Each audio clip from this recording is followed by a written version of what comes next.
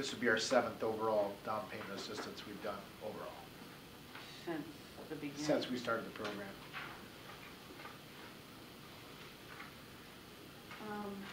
23 is to authorize the mayor to sign a purchase agreement for some landlocked property. How much was that acre? I don't recall, Jeff. I believe it was a little less than a half acre. What is landlocked? Behind Morton View where the woods are, where Clipper dead ends at Basque, and then there's that wooded area.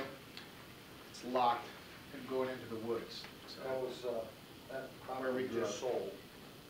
Which, that guy's a new homeowner there, I believe. yes, he said the previous owner had let the extra parcel go, or we received it back in tax foreclosure years ago. Yeah, years ago. So that just sold. he wanted to add it back into his lot. So an adjoining property landlocked. is buying it? Yes. Okay. Yeah, the house out front. You say it's on Morton View, between what street and what street? Well, Clipper becomes all woods once you pass Basque, between Basque and Can you give me Goddard. some figures? Goddard and... between Goddard and Basque. Clipper dead ends just Right. south of South of Wick, right at Basque. And that was going to go through to Kenyon at one time, but it's too many people on Morton View own the properties, Right. and so they never did continue it. So there's woods that separates the Williams homes from Morton View. Jeff, is that, so on the other side of Morton View where Island Lakes lets out, doesn't that kind of run parallel to that location? Yes. It would run almost right into that. Yes. So Madam Chair, if you know where that outlets on Morton View? Where they're always complaining about flooding. Actually, if you cut down Baraga is what runs parallel. If you cut down Baraga dead ends at Kenyon. We're parallel to Kenyon. And Clipper dead ends at Basque, and the rest is all wooded area back there. No, Jeff, what I'm talking about is where Kenyon was supposed to go. That's where it like would almost Would butt that- yes. right up to that Island Lake. Yes. So to give you an idea, like just approximate in relationship to Morton View. So it is landlocked. To even get on that property, you have to cut through other people's property. Which is, I have on the map here. So it is completely landlocked. Jeff, is this next item, is this closed door, or is this something we can talk about? Yes, that would be closed up. Okay, and we'll put that to the side. Number 25 is to increase authority for PAYCOM to provide payroll and human resource management.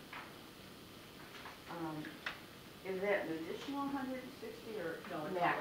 That's max all in. It's equipment and software services. Now, we just finished our first term with them, correct? How did it go? We would say that, you know, we had some bumps probably the first 90 days. Sure. You know, learning, setting up things. But I would say that after the 90-day period, we've had a very smooth transition. There was Some a of the significant pay decrease from the original. from ADP, Yeah, yes, okay. yes, because of the way ADP bills their Right. system. Okay. Great. There's definitely a better functionality, and one of the things that we get with PAYCOM is a direct download into our financial system. So there is no kind of downloading a file and then manipulating that file to fit into our GP system. So that's been a huge, just a huge transparency piece that's big. I mean, when you're dealing with a $600,000, $700,000 payroll, Right. it's important that that just comes right from the system and into our financial software. So I've been getting phone calls on this, and I hear it's not as smooth as that you might have just said. Is there still more bumps to work out? Because there's people complaining to me, and I can't do nothing about it. You know, that's not my job. Yeah. I mean, can you maybe elaborate on the nature of the complaints?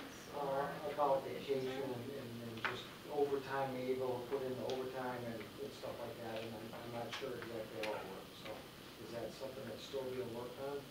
Is it from a particular department? Yeah, PD for one, and then DPW.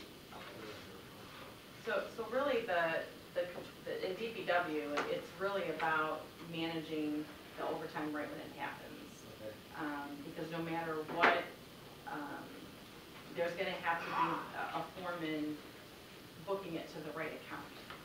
And then obviously within the contract, they have to pick the right stipulation that fits, whether it's a call-in or it's a double time so, you know, there have been some corrections that have had to have been made, but it's something that we dealt with ADP as well. I mean, it has to be managed by and supervised by the foreman. I mean, really on that particular day. With regards to PD, I mean, we have done audits. We have done everything that we can to ensure the accuracy of the banks and the accounts. We tested some overtime where people are actually punching in with overtime codes at the clock. So, I mean, there's a lot of system functionality that, you know, is still in the works. Is it perfect? No, but nothing really is. And the one thing that we do like is the real-time punching in at the clock. I mean, that's data that just feeds into the system. And once again, behind the scenes, we can determine the expenses better. We didn't have that functionality with ADP. Thank you.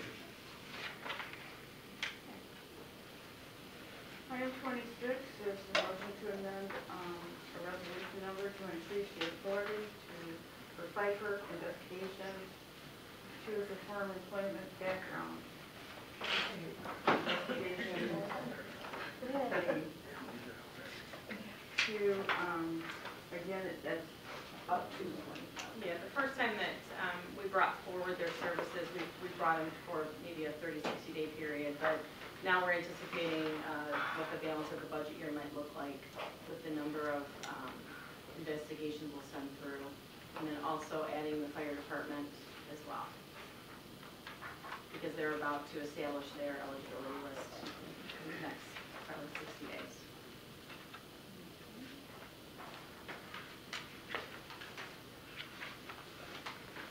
Number 27 and 28 will be closed doors. So we're going to close doors. Make a motion? Motion.